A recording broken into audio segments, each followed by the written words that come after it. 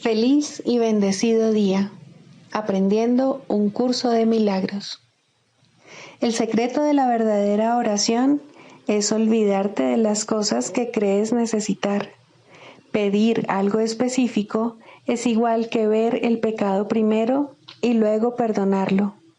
Del mismo modo, al orar pasas por alto tus necesidades específicas, tal como las ves, y las dejas en manos de Dios.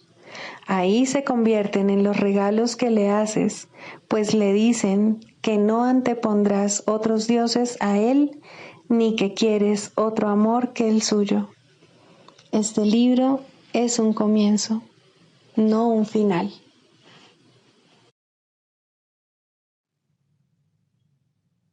Del prefacio que postula, párrafo 11.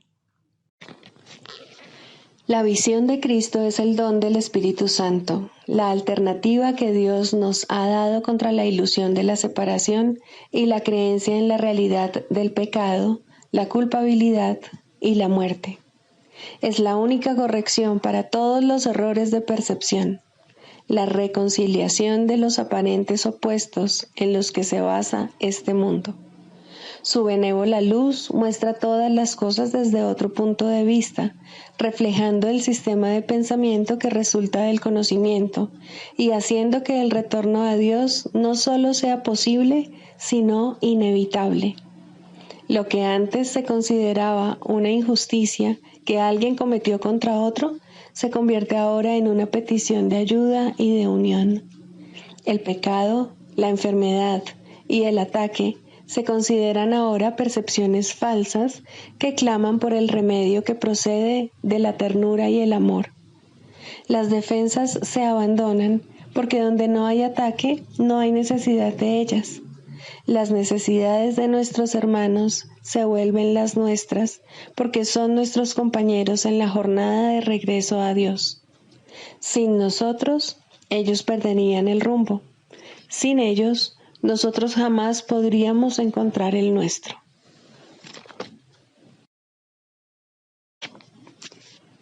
Introducción.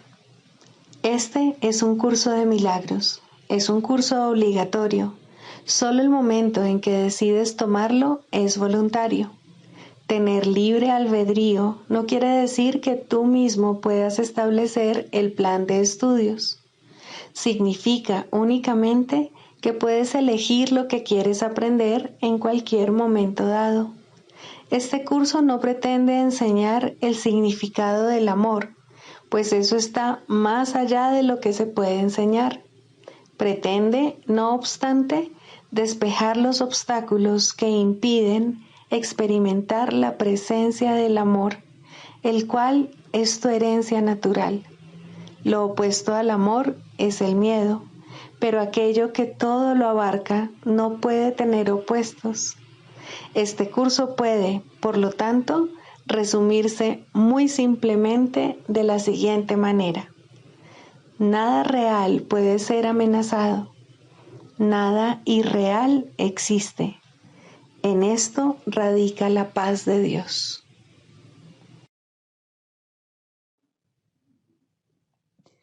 Capítulo 1. El significado de los milagros. Primero, principios de los milagros. Principio 21. Los milagros son expresiones naturales de perdón. Por medio de los milagros aceptas el perdón de Dios al extendérselo a otros. Capítulo 15. El instante santo. Primero, los dos usos del tiempo. ¿Puedes imaginarte lo que sería no tener inquietudes, preocupaciones ni ansiedades de ninguna clase, sino simplemente gozar de perfecta calma y sosiego todo el tiempo? Ese es, no obstante, el propósito del tiempo. Aprender justamente eso y nada más. El Maestro de Dios no puede sentirse satisfecho con sus enseñanzas hasta que éstas no constituyan lo único que sabes. Su función docente no se consumará hasta que no seas un alumno tan dedicado que solo aprendas de él. Cuando eso haya ocurrido, ya no tendrás necesidad de un maestro ni de tiempo en el que aprender. La razón del aparente desaliento del que tal vez padezcas es tu creencia de que ello toma tiempo y de que los resultados de las enseñanzas del Espíritu Santo se encuentran en un futuro remoto. Sin embargo, no es así, pues el Espíritu Santo usa el tiempo a su manera y no está limitado por él. El tiempo es su amigo a la hora de enseñar. No causa deterioro en él como lo hace en ti. Todo el deterioro que el tiempo parece ocasionar se debe únicamente a tu identificación con el ego, que se vale del tiempo para reforzar su creencia en la destrucción. El ego, al igual que el Espíritu Santo, se vale del tiempo para convencerte de la inevitabilidad del objetivo y del final del aprendizaje. El objetivo del ego es la muerte, que es su propio fin, mas el objetivo del Espíritu Santo es la vida, la cual no tiene fin. El ego es un aliado del tiempo, pero no un amigo, pues desconfía tanto de la muerte como de la vida, y lo que desea para ti, él no lo puede tolerar. El ego te quiere ver muerto, pero él no quiere morir. El resultado de esta extraña doctrina no puede ser otro, por lo tanto, que el de convencerte de que él te puede perseguir más allá de la tumba. Y al no estar dispuesto a que ni siquiera en la muerte encuentres paz, te ofrece inmortalidad en el infierno. Te habla del cielo, pero te asegura que el cielo no es para ti, pues ¿qué esperanzas pueden tener los culpables de ir al cielo? Creer en el infierno es ineludible para aquellos que se identifican con el ego. Sus pesadillas y sus miedos están asociados con él. El ego te enseña que el infierno está en el futuro, pues ahí es hacia donde todas sus enseñanzas apuntan. Su objetivo es el infierno, pues aunque tiene por finalidad la muerte y la disolución, él mismo no cree en ello. El objetivo de muerte que ansía para ti le deja insatisfecho. Nadie que siga sus enseñanzas puede estar libre del miedo a la muerte. Sin embargo, si se pensase en la muerte simplemente como el fin del dolor, ¿se le tendría miedo? Hemos visto antes esta extraña paradoja en el sistema de pensamiento del ego, pero nunca tan claramente como aquí, pues el ego tiene que dar la impresión de que mantiene al miedo alejado de ti para conservar tu fidelidad, pero tiene que generar miedo para protegerse a sí mismo. Una vez más, el ego intenta, y lo logra con demasiada frecuencia, hacer ambas cosas, valiéndose de la disociación para mantener sus metas contradictorias unidas, de manera que parezcan estar en armonía.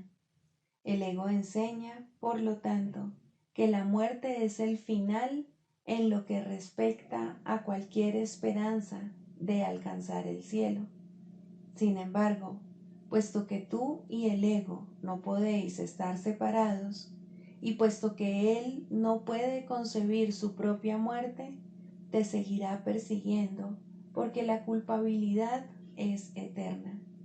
Tal es la aversión que el ego tiene de la inmortalidad, y eso es lo que su versión del tiempo apoya.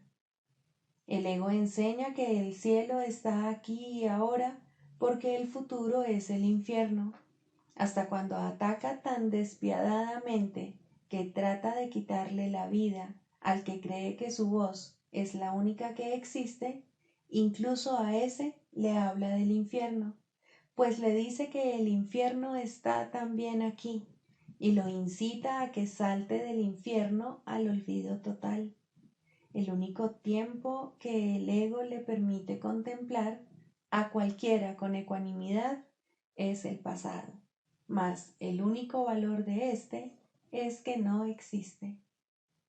Cuán desolado y desesperante es el uso que el ego hace del tiempo, y cuán aterrador, pues tras su fanática insistencia de que el pasado y el futuro son lo mismo, se oculta una amenaza a la paz todavía más insidiosa. El ego no hace alarde de su amenaza final, pues quiere que sus devotos sigan creyendo que les puede ofrecer una escapatoria.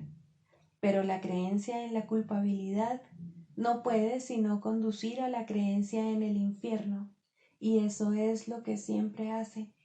De la única manera en que el ego permite que se experimente el miedo al infierno es trayendo el infierno aquí, pero siempre como una muestra de lo que te espera en el futuro, pues nadie que se considere merecedor del infierno puede creer que su castigo acabará convirtiéndose en paz.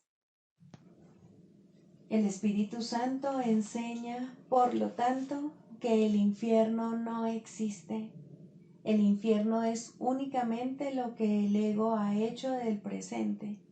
La creencia en el infierno es lo que te impide comprender el presente, pues tienes miedo de éste. El Espíritu Santo conduce al cielo tan ineludiblemente como el ego conduce al infierno, pues el Espíritu Santo, que sólo conoce el presente, se vale de éste para desvanecer el miedo con el que el ego quiere inutilizar el presente. Tal como el ego usa el tiempo, es imposible librarse del miedo, pues el tiempo, de acuerdo con las enseñanzas del ego, no es sino un recurso de enseñanza para incrementar la culpabilidad hasta que ésta lo envuelva todo y exija eterna venganza. El Espíritu Santo quiere desvanecer todo esto ahora. No es el presente lo que da miedo, sino el pasado y el futuro, mas estos no existen. El miedo no tiene cabida en el presente cuando cada instante se alza nítido y separado del pasado, sin que la sombra de éste se extienda hasta el futuro. Cada instante es nacimiento inmaculado y puro en el que el Hijo de Dios emerge del pasado al presente, y el presente se extiende eternamente. Es tan bello, puro e inocente que en él solo hay felicidad. En el presente no se recuerda la obscuridad y lo único que existe es la inmortalidad y la dicha. Esta lección no requiere tiempo para aprenderse, pues ¿qué es el tiempo sin pasado ni futuro? El que te hayas descarriado completamente ha requerido tiempo, pero ser lo que eres no requiere tiempo en absoluto. Empieza a usar el tiempo tal como lo hace el Espíritu Santo, como un instrumento de enseñanza para alcanzar paz y felicidad. Elige este preciso instante ahora mismo y piensa en él como si fuese todo el tiempo que existe. En él nada del pasado te puede afectar y es en él donde te encuentras completamente absuelto, completamente libre y sin condenación alguna. Desde este instante santo, donde tu santidad nace de nuevo, seguirás adelante en el tiempo libre de todo temor y sin experimentar ninguna sensación de cambio con el paso del tiempo. El tiempo es inconcebible sin cambios, mas la santidad no cambia.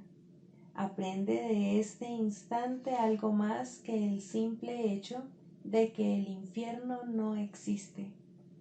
En este instante redentor reside el cielo, y el cielo no cambiará, pues nacer al bendito presente es librarse de los cambios.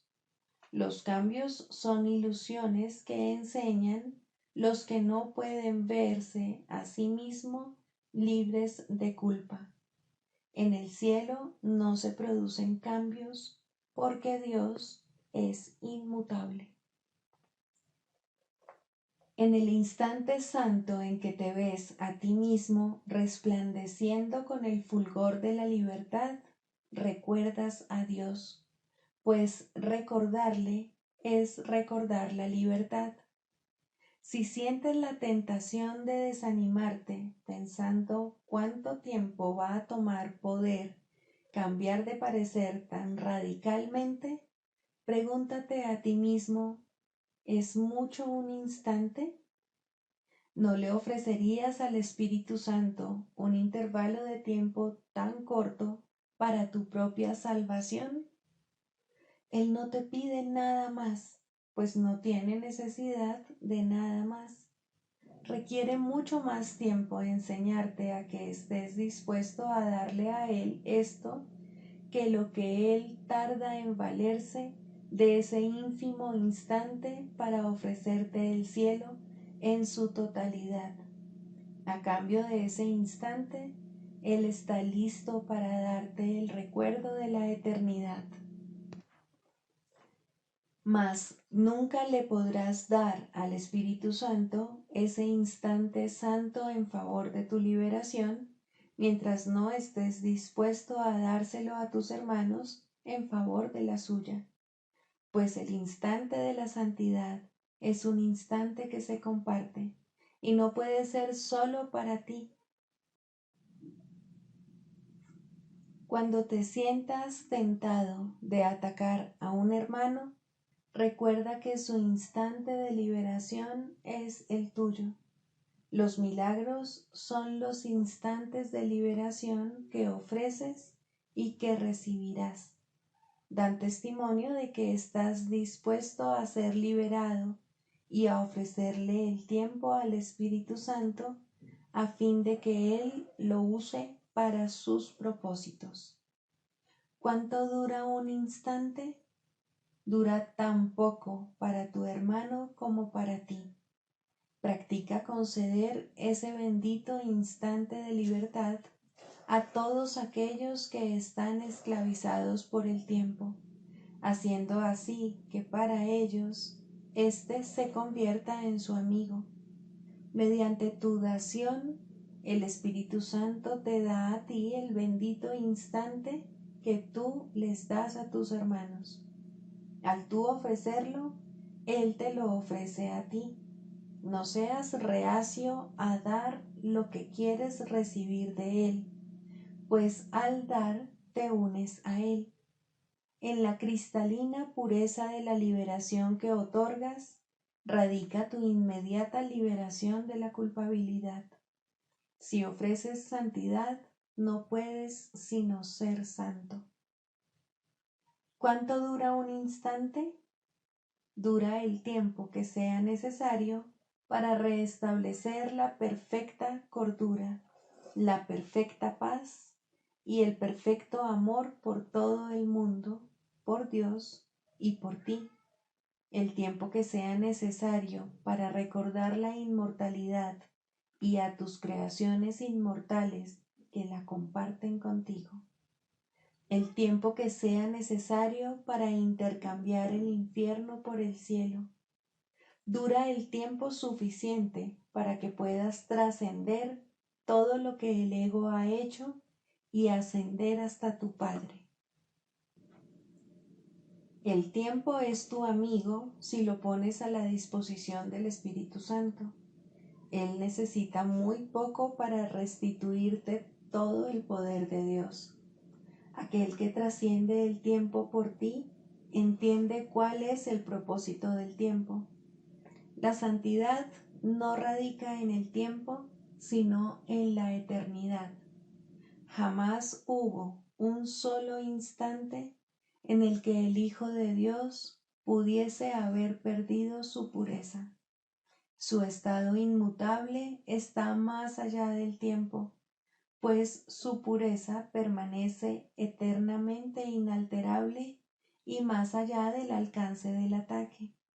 En su santidad, el tiempo se detiene y deja de cambiar, y así deja de ser tiempo, pues al estar atrapado en el único instante de la eterna santidad de la creación de Dios, se transforma en eternidad. Da el instante eterno para que en ese radiante instante de perfecta liberación se pueda recordar la eternidad por ti. Ofrece el milagro del instante santo por medio del Espíritu Santo y deja que sea Él quien se encargue de dártelo a ti.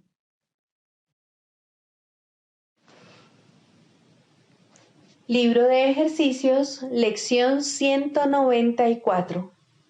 Pongo el futuro en manos de Dios. La idea de hoy es un paso más en el proceso de alcanzar cuanto antes la salvación, y ciertamente es un paso gigantesco. Es tan grande la distancia que abarca que te lleva justo antes del cielo, con el objetivo a la vista y los obstáculos ya superados. Tus pies ya se han posado sobre las praderas que te dan la bienvenida a las puertas del cielo, el tranquilo lugar de la paz en el que aguardas con certeza el paso final de Dios. Qué lejos nos encontramos ahora de la tierra y cuán cerca de nuestra meta. Cuán corto es el trecho que aún nos queda por recorrer. Acepta la idea de hoy y habrás dejado atrás toda ansiedad, los abismos del infierno, la negrura de la depresión, los pensamientos de pecado y toda la devastación que la culpabilidad acarrea. Acepta la idea de hoy y habrás liberado al mundo de todo aprisionamiento, al romper las pesadas cadenas que mantenían cerrada la puerta a la libertad. Te has salvado y tu salvación se vuelve el regalo que le haces al mundo porque tú lo has recibido. No hay un solo instante en que se pueda sentir depresión, experimentar dolor o percibir pérdida alguna. No hay un solo instante en que se pueda instaurar el pesar en un trono y adorársele. No hay un solo instante en que uno pueda ni siquiera morir. Y así, cada instante que se le entrega a Dios con el siguiente ya entregado a Él de antemano, es un tiempo en que te liberas de la tristeza, del dolor y hasta de la misma muerte. Tu futuro está en manos de Dios, así como tu pasado y tu presente. Para Él son lo mismo y por lo tanto deberían ser lo mismo también para ti. Sin embargo, en este mundo, la progresión temporal todavía parece ser algo real. No se te pide, por lo tanto, que entiendas que el tiempo no tiene realmente una secuencia lineal. Solo se te pide que te desentiendas del futuro y lo pongas en manos de Dios. Y mediante tu experiencia comprobarás que también has puesto en sus manos el pasado y el presente, porque el pasado ya no te castigará más y ya no tendrá sentido tener miedo del futuro.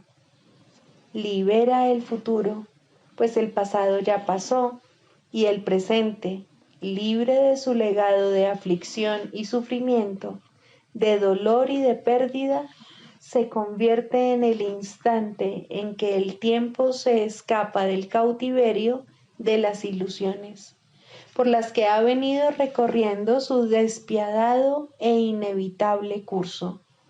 Cada instante que antes era esclavo del tiempo, se transformará ahora en un instante santo, cuando la luz que se mantenía oculta en el Hijo de Dios se libera para bendecir al mundo. Ahora el Hijo de Dios es libre y toda su gloria resplandece sobre un mundo que se ha liberado junto con él para compartir su santidad. Si pudieses ver la lección de hoy como la liberación que realmente representa, no vacilarías en dedicarle el máximo esfuerzo de que fueses capaz para que pasase a formar parte de ti, conforme se vaya convirtiendo en un pensamiento que rige tu mente, en un hábito de tu repertorio para solventar problemas, en una manera de reaccionar de inmediato ante toda tentación. Le transmitirás al mundo lo que has aprendido. Y en la medida en que aprendas a ver la salvación en todas las cosas, en esa misma medida el mundo percibirá que se ha salvado. ¿Qué preocupación puede asolar al que pone su futuro en las amorosas manos de Dios? ¿Qué podría hacerle sufrir? ¿Qué podría causarle dolor o la sensación de haber perdido algo? ¿Qué podría temer? ¿Y de qué otra manera podría contemplar todo sino con amor? Pues el que ha escapado de todo temor de futuros sufrimientos, ha encontrado el camino de la paz en el presente y la certeza de un cuidado que el mundo jamás podría amenazar. Está seguro de que aunque su percepción pueda ser errónea, jamás le ha de faltar corrección. Es libre de volver a elegir cuando se ha dejado engañar, de cambiar de parecer cuando se ha equivocado. Pon, por lo tanto, tu futuro en manos de Dios, pues de esta manera invocas su recuerdo para que regrese y reemplace todos tus pensamientos de maldad y pecado por la verdad del amor. ¿Crees acaso que el mundo no se beneficiaría con ello y que cada criatura viviente no respondería con una percepción corregida? El que se encomienda a Dios ha puesto también al mundo en las mismas manos a las que Él ha recurrido en busca de consuelo y seguridad. Ha dejado a un lado las enfermizas ilusiones del mundo junto con las suyas, y de este modo le ofrece paz al mundo, así como a sí mismo. Ahora sí que nos hemos salvado, pues descansamos despreocupados en sus manos, seguros de que solo cosas buenas nos pueden acontecer. Si nos olvidamos de ello, se nos recuerda dulcemente. Si aceptamos un pensamiento que denota falta de perdón, éste queda prontamente reemplazado por el reflejo del amor. Y si nos sentimos tentados de atacar, apelamos a aquel que vela nuestro descanso para que tome por nosotros la decisión que nos aleja de la tentación. El mundo ha dejado de ser nuestro enemigo, pues hemos decidido ser su amigo.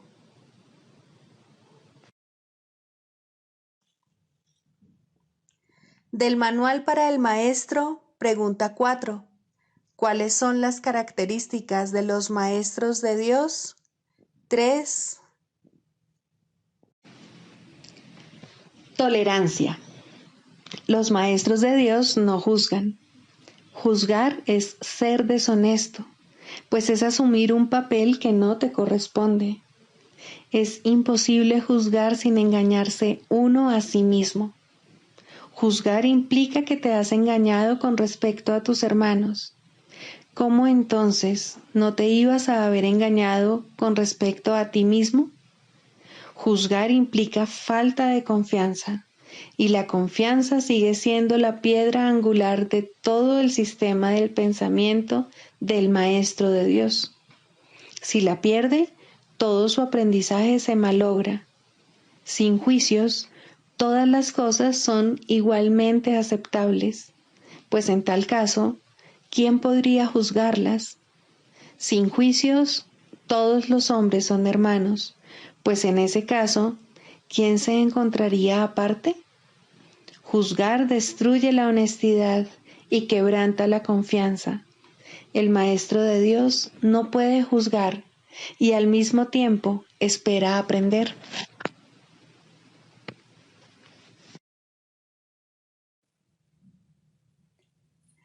Manual para el Maestro. 13. ¿Cuál es el verdadero significado del sacrificio? Aunque en la realidad el término sacrificio no tiene absolutamente ningún significado, en el mundo sí que lo tiene. Al igual que todas las cosas del mundo, su significado es temporal, y una vez que deje de haber necesidad de él, se disolverá finalmente en la nada de donde provino. De momento, su verdadero significado es una lección que tienes que aprender. Al igual que todas las demás lecciones, es una ilusión, puesto que en realidad no hay nada que aprender. Esta ilusión, no obstante, debe ser reemplazada por un mecanismo correctivo, otra ilusión que reemplace a la primera para que ambas puedan finalmente desaparecer. La primera ilusión que debe ser desplazada antes de que otro sistema de pensamiento pueda arraigarse es que abandonar las cosas de este mundo supone un sacrificio. ¿Qué podría ser esto sino una ilusión, dado que el mundo en sí no es más que una ilusión?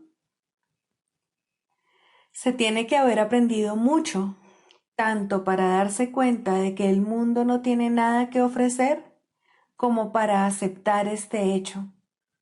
¿Qué puede significar el sacrificio de lo que no es nada? No puede significar que como resultado de ello tengas menos. De acuerdo con el pensar del mundo, no hay sacrificio que no incluya al cuerpo. Piensa por un momento en aquello a lo que el mundo llama sacrificio. El poder, la fama, el dinero, los placeres físicos. ¿Quién es el héroe que posee todas estas cosas?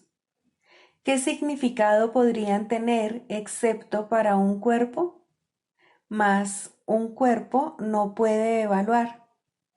Al ir en pos de tales cosas, la mente se identifica con el cuerpo, negando su identidad y perdiendo de vista lo que realmente es.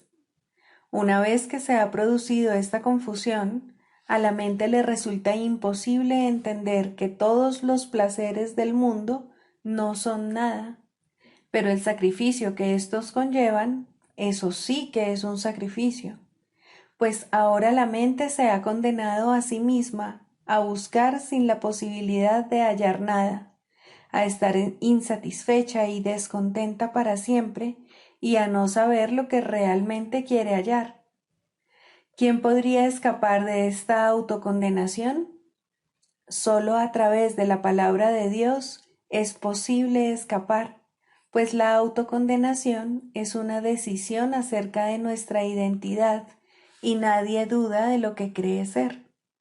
Podrá dudar de todo, pero nunca de eso. Los maestros de Dios no sienten ningún pesar al renunciar a los placeres del mundo. ¿Cómo podría ser un sacrificio renunciar al dolor?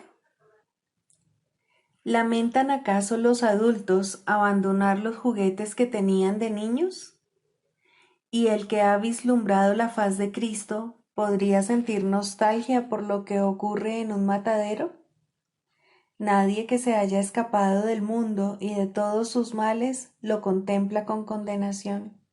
No obstante, no puede sino alegrarse de estar libre del sacrificio que todas las cosas que el mundo valora le habrían exigido.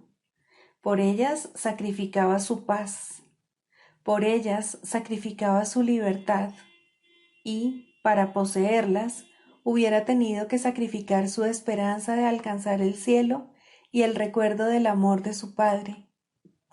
¿Quién, en su sano juicio, escogería lo que no es nada como sustituto de lo que lo es todo? ¿Qué es realmente el sacrificio? Es el precio que se paga por creer en las ilusiones. Es el precio que hay que pagar por negar la verdad. No hay placer en el mundo que no exija esto, pues, de otra manera, se vería que el placer es dolor, y nadie pediría dolor si reconociese que eso es lo que está pidiendo. La idea de sacrificio es la que lo ciega, no se da cuenta de lo que está pidiendo y, por lo tanto, lo busca de 1000 maneras y en 1000 lugares distintos, creyendo en cada ocasión que está allí, pero siempre acaba desilusionado. Busca, pero no halles, sigue siendo el decreto implacable de este mundo, y nadie que persiga los objetivos del mundo puede eludirlo. Tal vez pienses que este curso requiere que sacrifiques todo aquello que tienes en gran estima. En cierto sentido eso es cierto, pues tienes en gran estima cosas que crucifican al Hijo de Dios, y el objetivo de este curso es liberarlo. Pero no te equivoques con respecto a lo que el sacrificio realmente significa. El sacrificio es siempre la renuncia a lo que quieres. ¿Y qué es, oh Maestro de Dios, lo que quieres? Dios te ha llamado y tú has contestado. ¿Sacrificarías ahora esa llamada? Son muy pocos los que la han oído hasta ahora y no pueden sino recurrir a ti. No hay otra esperanza en todo el mundo en la que puedan confiar. No hay otra voz en todo el mundo que sea eco de la de Dios.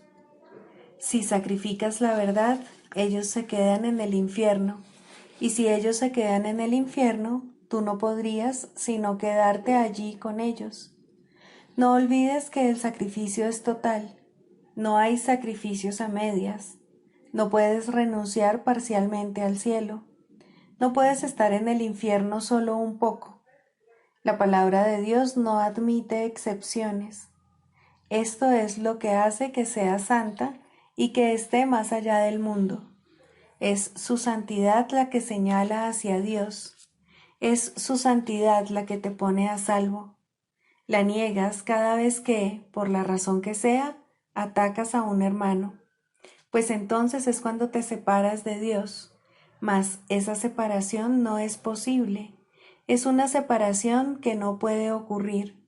Una separación, no obstante, en la que sin duda creerás que habrás dado lugar a una situación imposible. Y en esa situación, lo imposible parece ocurrir, y parece ocurrir a expensas de la verdad. Maestro de Dios, no te olvides de lo que realmente es el sacrificio, y recuerda lo que cada decisión que tomas significa en función de su costo. Decide en favor de Dios y todo se te dará sin costo alguno. Decide contra Él y escoges lo que no es nada a costa de la conciencia de lo que es todo. ¿Qué quieres enseñar? Recuerda solamente lo que quieres aprender, pues eso es lo único que debe importarte. La expiación es para ti.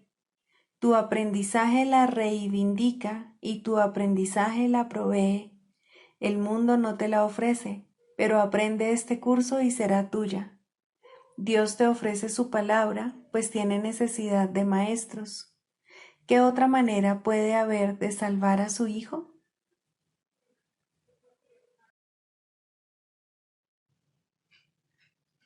Clarificación de términos.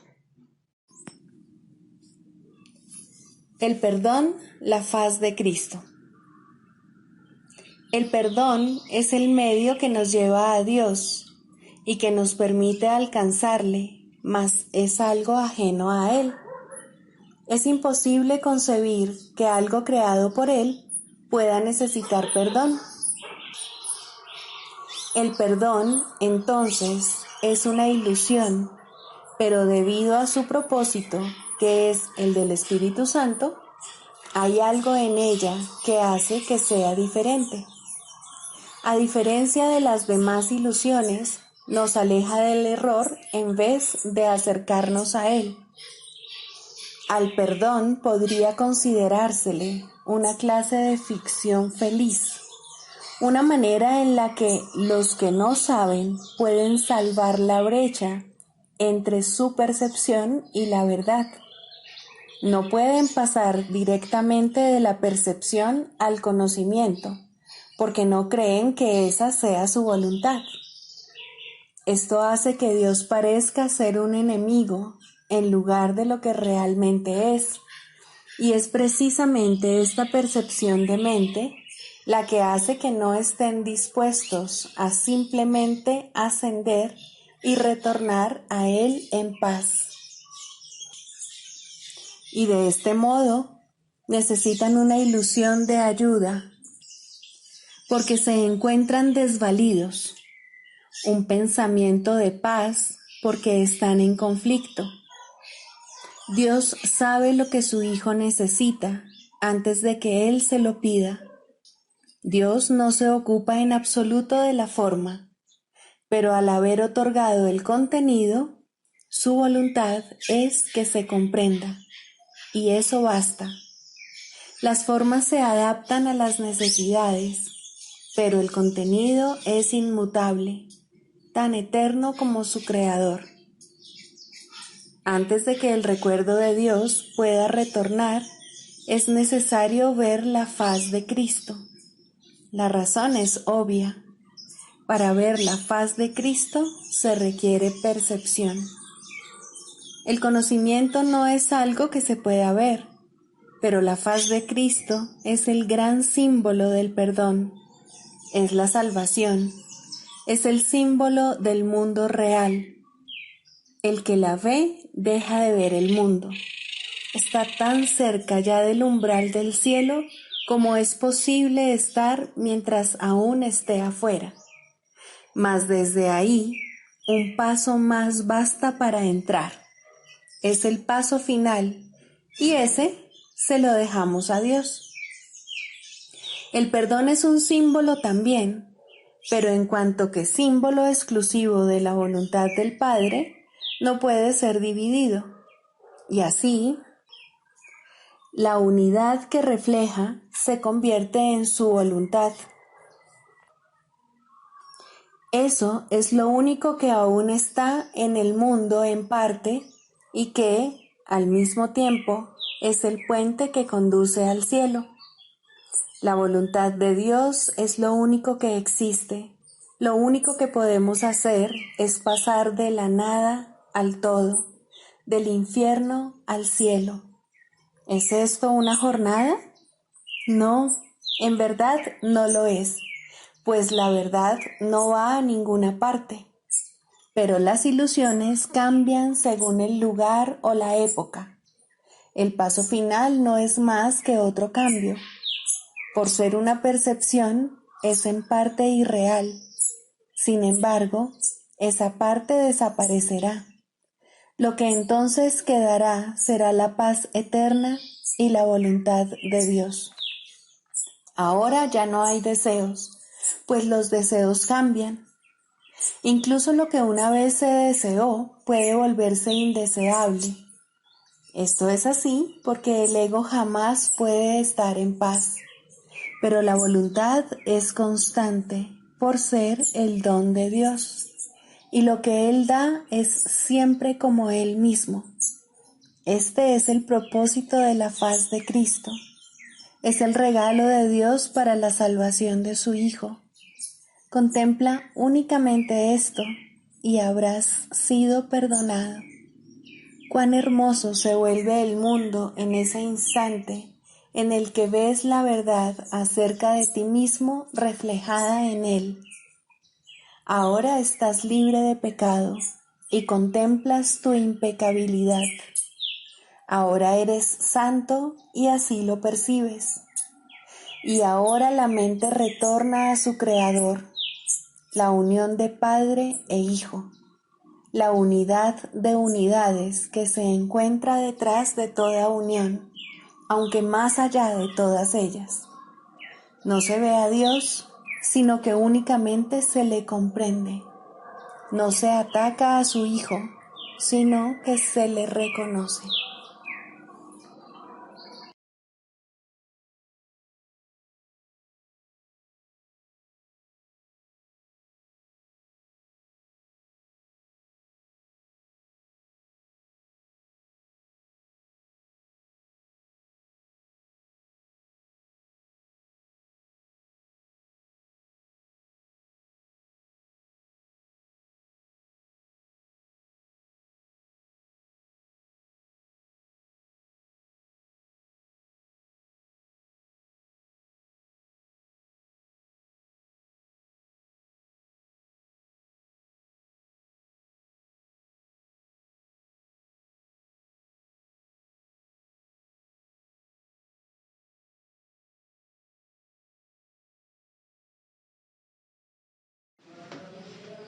La práctica de la psicoterapia. Primero, la selección de pacientes. Todo aquel que se te envía es tu paciente. Esto no significa que seas tú quien lo selecciona o el que decide el tipo de tratamiento adecuado, pero sí significa que nadie viene a ti por error. No hay errores en el plan de Dios. Sería un error, no obstante, presumir que sabes lo que debe ofrecérsele a todo aquel que acuda a ti. No es a ti a quien corresponde tomar esa decisión.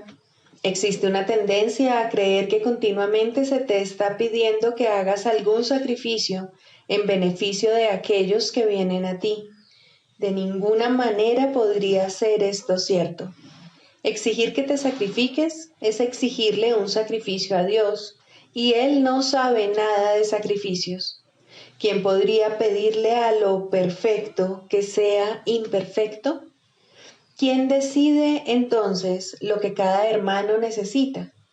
Obviamente no tú, que aún no reconoces quién es aquel que pide.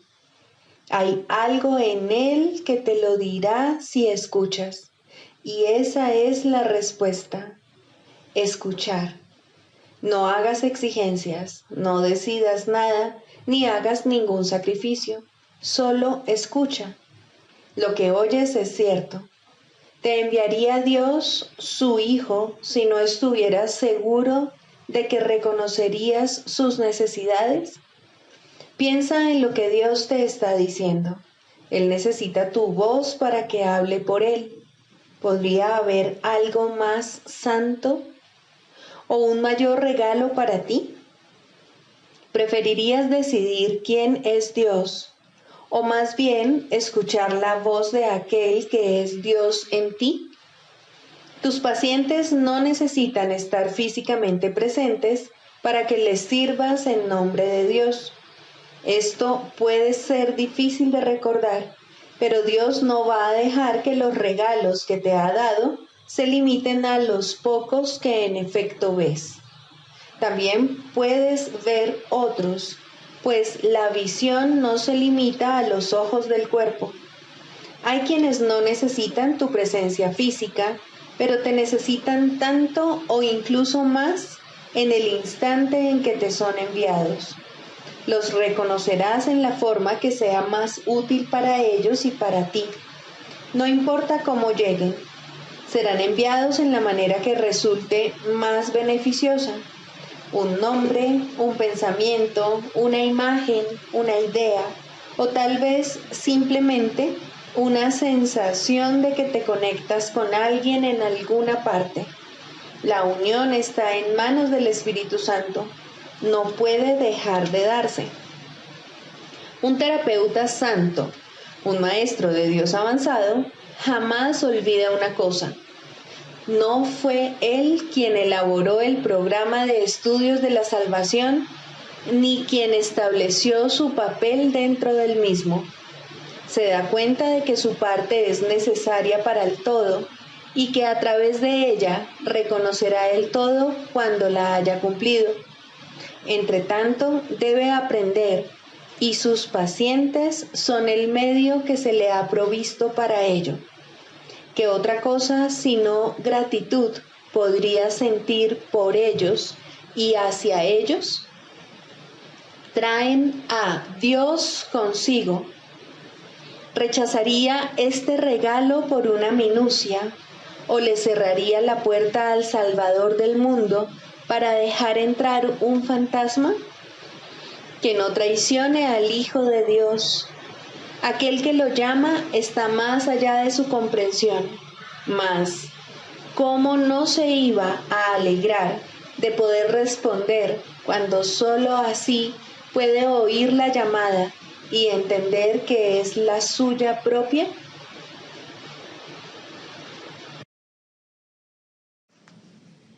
El canto de la oración. Segundo, la falsa curación en contraposición a la verdadera.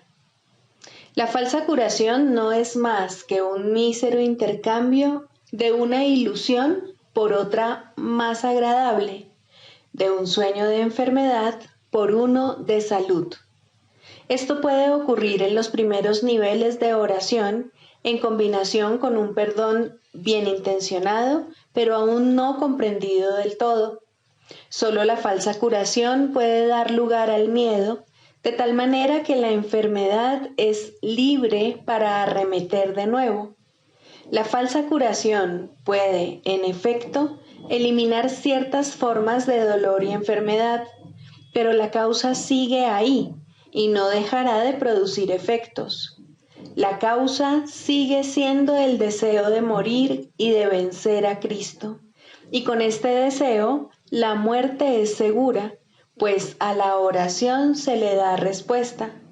No obstante, hay una clase de muerte aparente que tiene otra fuente. No es el resultado de pensamientos hirientes ni de una furia desenfrenada contra el universo. Significa simplemente que la utilidad del funcionamiento del cuerpo ha concluido, de manera que se elige abandonarlo en forma similar a como uno se desprende de una vestimenta desgastada. Esto es lo que debiera ser la muerte, una elección tranquila que se lleva a cabo felizmente y con una sensación de paz, pues el cuerpo se ha usado con bondad para ayudar al Hijo de Dios en el camino que lo lleva a su Padre. Le damos las gracias al cuerpo por el servicio que nos ha prestado, pero nos sentimos agradecidos también de que ya no haya necesidad de seguir transitando por el mundo de las limitaciones, ni de alcanzar al Cristo en formas borrosas y, a lo sumo, poder verlo claramente en amorosos destellos. Ahora podemos contemplarle sin velos, en la luz que hemos aprendido a ver nuevamente. Llamamos a esto muerte, pero es libertad. No se presenta en formas que parecen imponerse con dolor a una carne renuente, sino como una dulce bienvenida a la liberación. Si ha habido verdadera curación, esta puede ser la forma en que la muerte llegue cuando sea el momento de descansar por un rato de la labor gustosamente realizada y gustosamente concluida. Ahora nos dirigimos en paz a una atmósfera más despejada y a climas más suaves, donde no es difícil ver que los regalos que dimos nos fueron salvaguardados. Cristo nos resulta más claro ahora. Su visión es más sostenida en nosotros. Su voz, la palabra de Dios, más claramente nuestra. Este sereno pasar de un nivel de oración más elevado a un tierno perdón de las cosas del mundo solo puede recibirse con agradecimiento. Pero primero, la verdadera curación tiene que haber bendecido a la mente con amoroso perdón por los pecados con los que soñó e impuso sobre el mundo. Ahora sus sueños se desvanecen en un tranquilo descanso. Ahora su perdón viene a sanar el mundo y está lista para partir en paz, pues la jornada ha llegado a su fin y las lecciones se han aprendido. Eso no es muerte de acuerdo con el pensar del mundo, pues la muerte es cruel ante sus atemorizados ojos y se manifiesta en forma de castigo por el pecado. ¿Cómo podría entonces ser una bendición? ¿Y cómo puede dársele la bienvenida cuando se le debe temer? ¿Qué curación ha tenido lugar en semejante visión de lo que no es, sino la apertura del portal a un nivel de oración más elevado y a la dispensación de una amorosa justicia?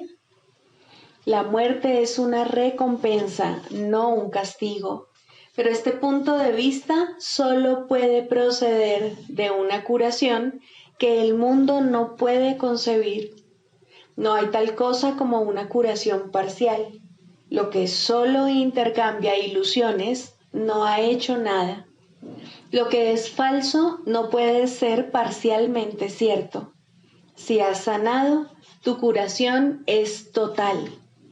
El perdón es el único regalo que puedes dar y el único que puedes recibir. La falsa curación se basa en la sanación del cuerpo, pero deja la causa de la enfermedad intacta, lista para arremeter de nuevo hasta que, en aparente victoria, provoca una muerte cruel.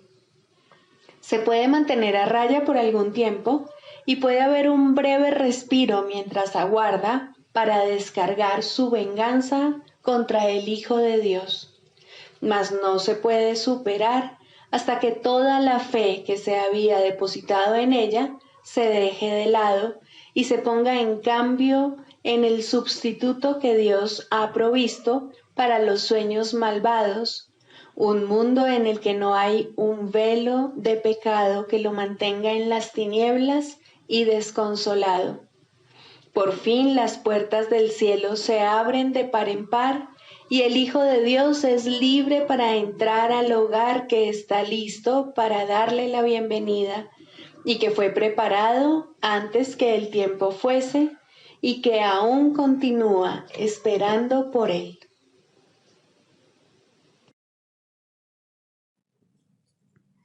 Sigamos a Jesús haciendo del perdón algo tan natural como respirar y algo tan vital como el aire. Amén.